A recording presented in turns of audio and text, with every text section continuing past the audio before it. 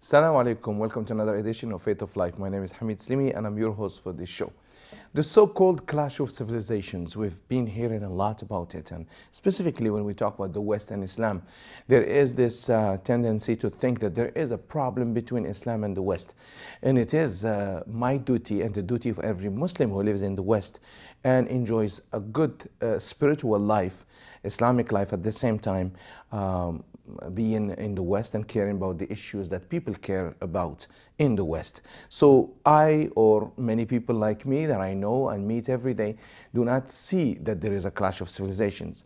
However, as Samuel Huntington suggests in his Clash of Civilizations, there is a hidden thing, or there is this assumption that unfortunately that the world is not a good place, and that there will be always clash of civilizations and there should be always people competing. But in reality, this is not true, because according to what God is teaching us, peace is meant for everyone and we are all to be peacemakers. Therefore, we have to think positive.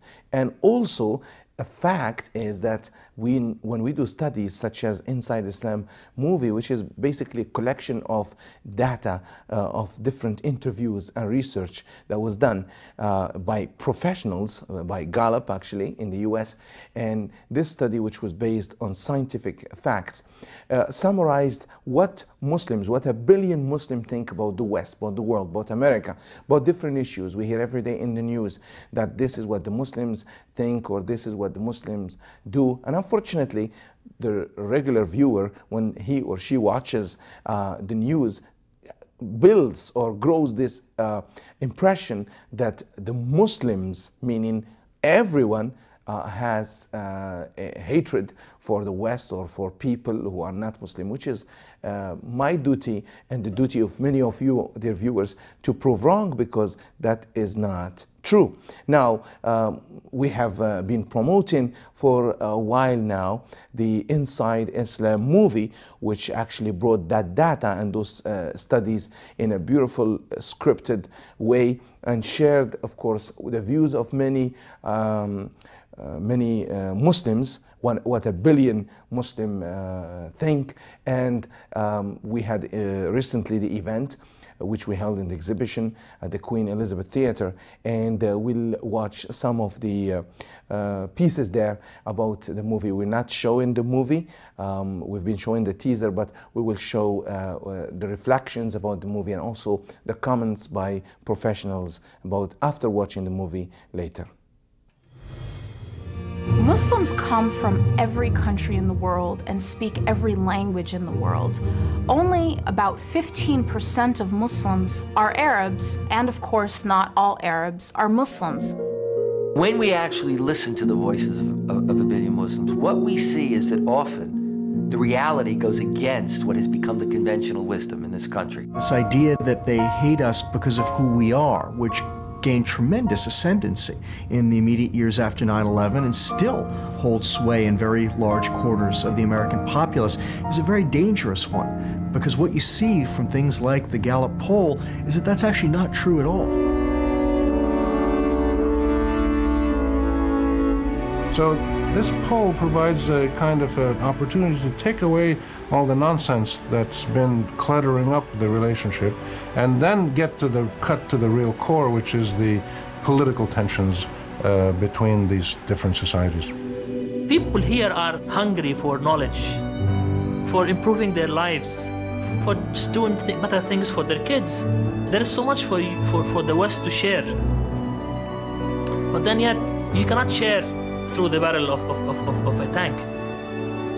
By hearing the voices of ordinary people, that we can engage the world based on facts, not fear.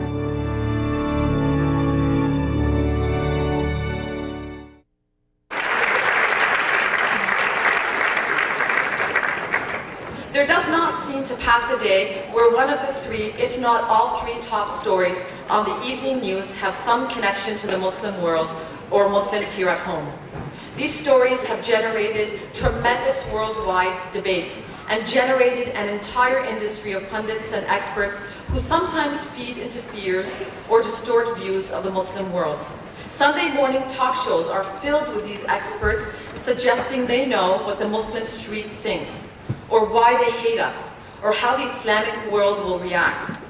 It has been striking since 9/11 that with the increased visibility of the Muslim world, combined with the growth of the pundit and expert industry, that no one has thought it advisable to simply ask the Muslim world what they really think about these issues.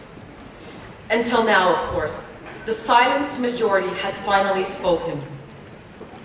Gallup organization is the unequivocal leader in studying human nature and behavior for more than 70 years.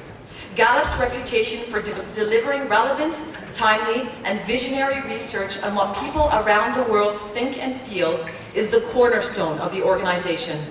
Gallup employs many of the world's leading scientists in management, economics, psychology, and sociology. As part of this groundbreaking 6-year project, Gallup conducted 50,000 interviews with residents in 35 predominantly Muslim nations, as well as smaller populations in Europe and the USA. The broad extent of the polling has delivered findings on the real views of the world's 1.4 billion Muslims, with a plus or minus accuracy of 3%. Focused on the issues of gender, justice, terrorism, and democracy, findings in the poll have directly challenged the popular notion that Muslims and the West are on a collision course. The poll's findings were published in a wonderful book titled Who Speaks for Islam? What a Billion Muslims Really Think. Some of the fascinating and counterintuitive discoveries in this book include: when asked what their dream job would be, Muslims actually don't mention jihad at all, but rather getting a better job. Muslims and Americans are equally likely to reject attacks on civilians as morally unjustified.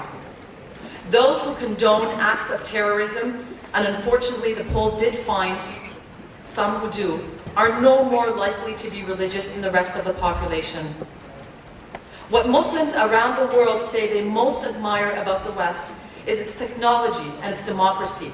The same two responses given by Americans when asked the same question. What Muslims around the world say they least admire about the West is its perceived moral decay and breakdown of traditional values. Again, the same responses given by a majority of Americans when posed the same question.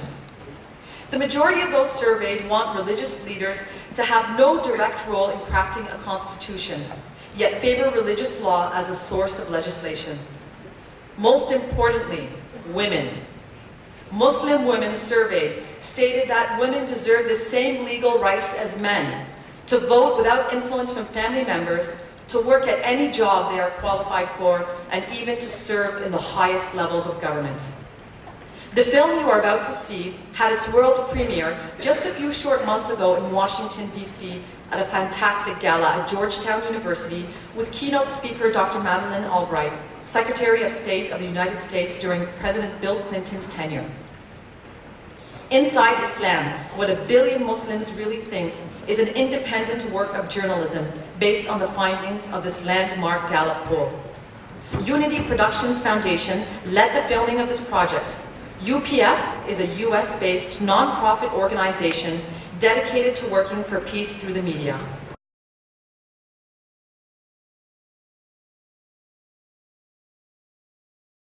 Assalamu alaikum, peace be with you.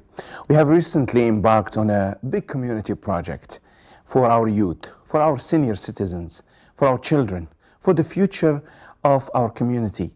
It is a place that we have purchased, and it is of course going to be renovated. As you see, this is the future building of the Sayeda Khadija Centre, a place to pray, learn and play, a place where families could get together. Support this project, as it is a project that needs focus and needs support. It is costly, but we can do it. We can do it with our efforts. Even if there are small contributions, they can make a big difference.